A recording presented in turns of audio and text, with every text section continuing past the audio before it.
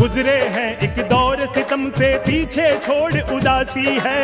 गुजरे हैं एक दौर सितम से, पीछे छोड़ उदासी है। खुली हवा में सांस ले रहे हम सब भारतवासी हैं। खुली हवा में सांस ले रहे हम सब भारतवासी हैं। जकड़े जंजीरों में अपने देश को मुक्त कराना है। जकड़े जंजीरों में अपने देश को मुक्त कराना है। भारत के बेटों ने जब इस बात को जिद में ठाना है। भारत के बेटों ने जब इस बात को जिद में ठाना है। खुली हवा में सांस ले रहे हम सब भारतवासी हैं। खुली हवा में सांस ले रहे हम सब भारतवासी हैं। उन सब में से एक जवाहर हो, उन सब में से एक जवाहर भी इसका अभिलाषी है। खुली हवा में सांस ले रहे हम सब भारतवासी हैं। खुली हवा में सांस ले रहे हम सब भारतवासी हैं। खुली हवा में सांस ले।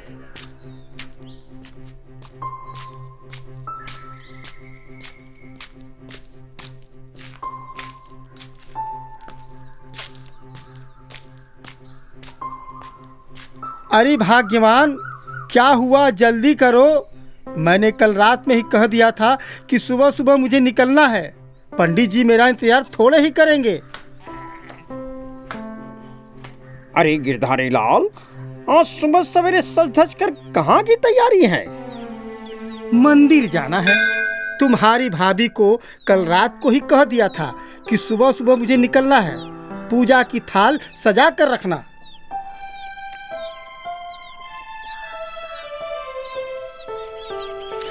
अरे भाग्यवान, इसमें तो बेल के पत्ते दिए ही नहीं हैं। भाई, लगता है किसी विशेष पूजा का संकल्प लिया है तुमने। किस भगवान की पूजा है? आज तो कोई तीज त्योहार भी नहीं है। मंदिर जाने की तैयारी है भाई, पंडित जी ने कल ही कहा है। ओ, समझा। उन्होंने आधुनिक भारत के मंदिर की बात कही है, पर मुझे जहाँ तक पता है उस मंदिर में पूजा के थाल की जरूरत नहीं, बल्कि श्रम परिश्रम लगने की जरूरत है। मतलब?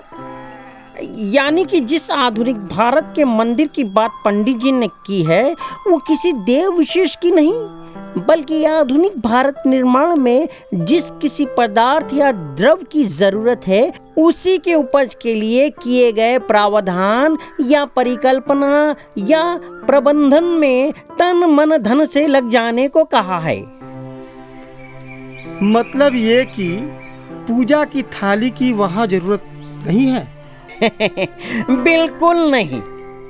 उन्होंने भारी उद्योगों और बहुउद्देशीय परियोजनाओं पर जोर देने के साथ नियोजित आर्थिक विकास की नीति शुरू की है। अपने कार्यकाल में देश में प्रमुख उद्योगों, बांधों और इस्पात संयंत्रों की एक श्रृंखला की स्थापना करना ही आधुनिक भारत में मंदिर स्थापना के बराबर का मान देने की बात की है। समझे? चलो तब जल्दी चलें।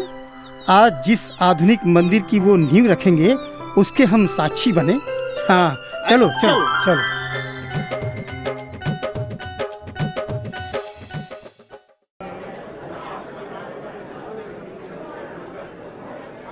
ये चीज जिस पैमाने पे बनी है, जिस इरादे से बनी है, जो तस्वीर सभी के सामने थी, वो खास पंजाब के लिए नहीं थी, बल्कि सारे हिंदुस्तान के लिए थी।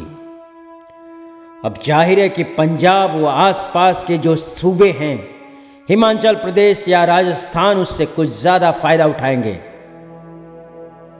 इसके कामयाबी से बन जाने की खुशी हिंदुस्तान भर में कितने लोग महसूस करेंगे।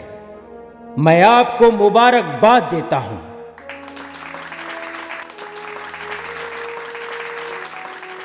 और सारे हिंदुस्तान को मुबारकबाद देता हूं।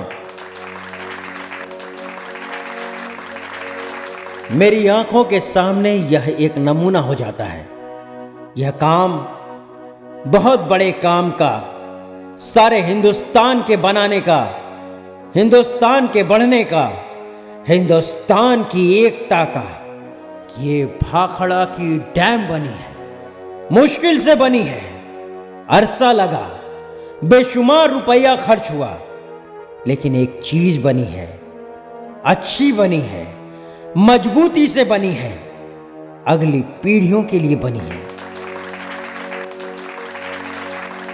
आज के लिए भी, अगली पीढ़ियों के लिए भी हिंदुस्तान को खुशहाल करने में मदद करने के लिए बड़ा काम है।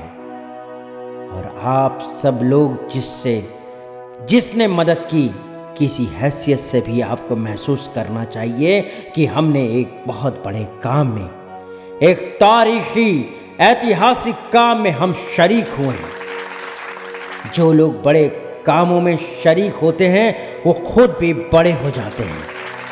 कि जिस चीज लोगों के इंसान की मेहनत से बनती है, इंसान को फायदे के लिए वो चीज है जिसकी हम कदर करें, जिसकी हम पूजा करें।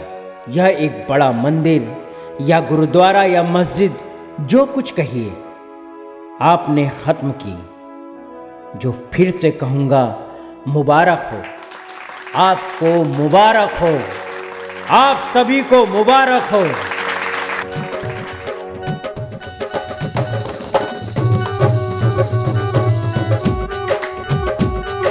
गुजरे हैं एक दौर सितम से हो, गुजरे हैं एक दौर सितम से, पीछे छोड़ उदासी है। खुली हवा में सांस ले रहे हम सब भारतवासी हैं। खुली हवा में सांस ले रहे हम सब भारतवासी हैं। खुली हवा में सांस ले रहे हम सब भारतवासी हैं।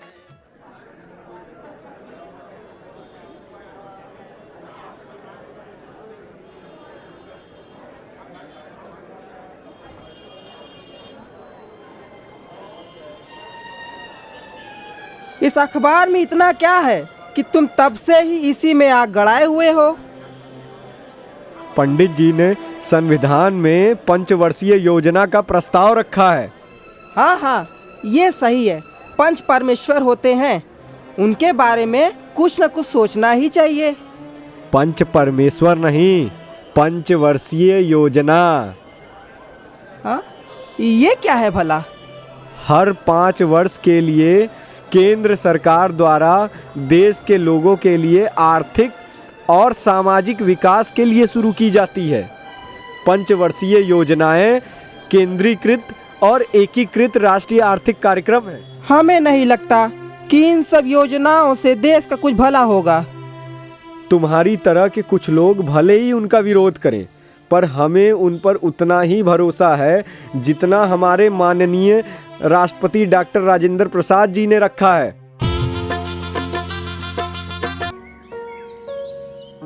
पहली पंचवर्षीय योजना कब लगी? पहली पंचवर्षीय योजना 1951 से 56 तक लागू हुई। पहली पंचवर्षीय योजना कृषि क्षेत्रों को ध्यान में रखकर बनाई गई, तो दूसरी 1956 से 61 में औद्योगिक क्षेत्रों पर ध्यान दिया गया। शुरुआत में लोगों के मन में इस योजना के सफल होने को लेकर संदेह था, लेकिन 1956 में पहली पंचवर्षीय योजना के नतीजों ने इस पर आशंकाएं कम कर दी। इस योजना के दौरान विकास दर 3.6% दर्ज की गई। इसके अलावा प्रति व्यक्ति आय सहित अन्य क्षेत्रों में भी बढ़ोतरी हुई। जवाहरलाल नेहरू ने अपनी दूरदृष्टि और समझ से जो पंचवर्षीय योजनाएं बनाई, उनसे देश को आज भी लाभ मिल रहा है। भारत के आज़ाद होने के बाद पंडित नेहरू ने शिक्षा, सामाजिक सुधार, आर्थिक क्षेत्र, राष्ट्रीय सुरक्षा और औद्योगिकरण सहित कई क्षेत्रों में काम किया। पंडित जवाहरलाल नेहरू अपने विचारों और अपने उल्लेखनीय कार्यों की वजह से ही महान बने। आज़ादी के बाद नेहरू ने देश की तस्वीर बदलने के लिए कई बड़े फैसले लिए। उस दौरान उनके फैसलों की निंदा की गई और उनका मजाक भी बनाया गया, लेकिन उनके इन फैसलों ने ही देश को आर्थिक मोर्चे पर मजबूत बनाया। पंचवर्षीय योजना के पीछे भारत की एकता और देश के विभिन्न जन समूहों के विराट आपसी सहयोग की अवधारणा निहित है।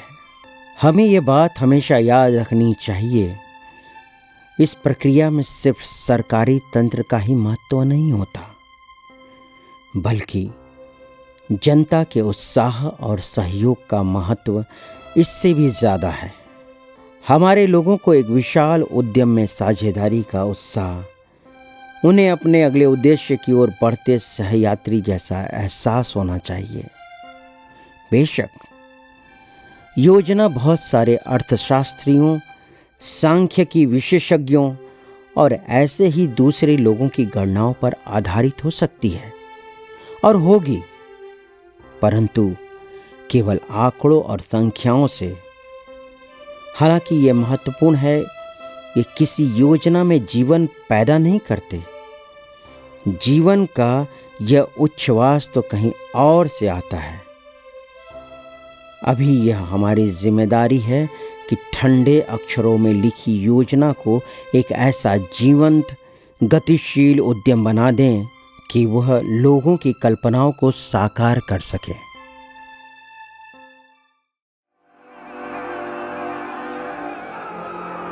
हमारी मांगे पूरी करो, द्रविड़ों के लिए अलग देश दो, हमारी मांगे पूरी करो, द्रविड़ नाडु बनने दो, हमारी मांगे पूरी करो, द्रविड़ों के लिए अलग देश दो, हमारी मांगे पूरी करो, द्रविड़ नाडु बनने दो।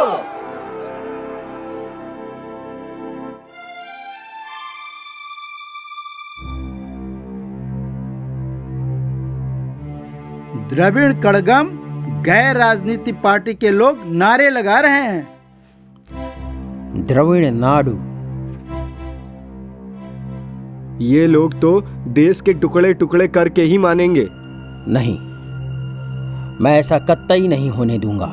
इस भीड़ के दबाव में हम कर ही क्या सकते हैं? एक बड़ा कदम उठाना ही होगा। मेरी सलाह है कि नेहरू जी के अगुवाई में एक कैबिनेट बनाया जाए और एक निर्णय लिया जाना चाहिए। मैंने भी यही सोचा है और 5 अक्टूबर 1963 को संविधान का 16वां संशोधन पेश करूंगा। और इसी के साथ अलगाववादियों की कमर टूट जाएगी। इस संशोधन के माध्यम से देश की संप्रभुता एवं अखंडता के हित में मूल अधिकारों पर कुछ प्रतिबंध लगाने की प्रावधान रखे गए। साथ ही तीसरी अनुसूची भी परिवर्तित किया जाएगा।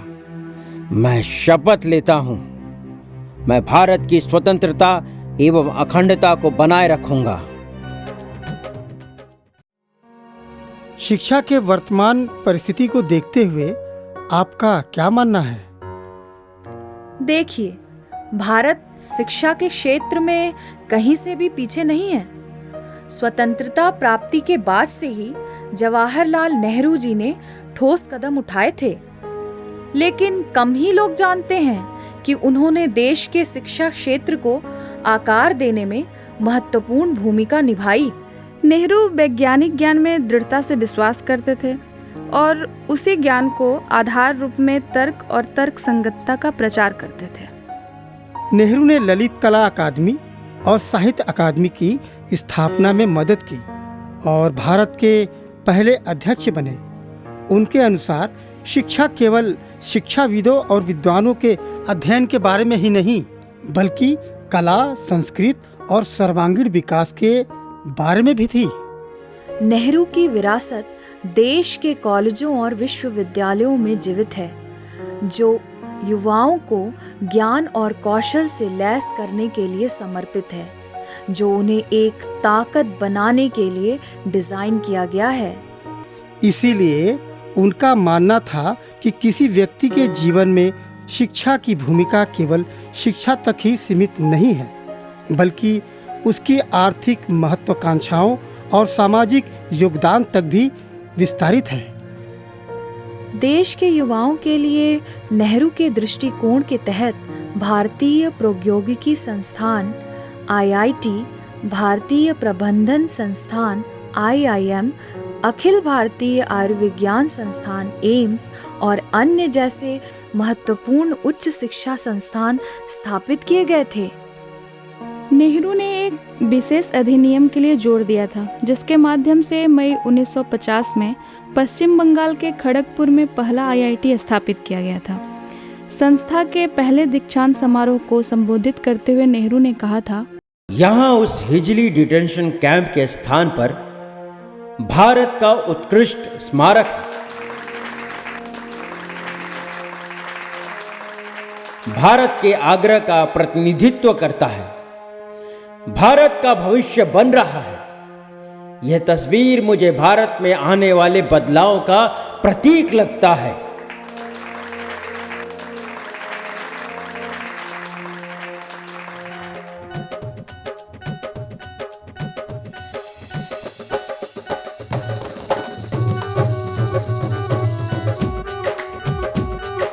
गुजरे हैं एक दौर सितम से हो,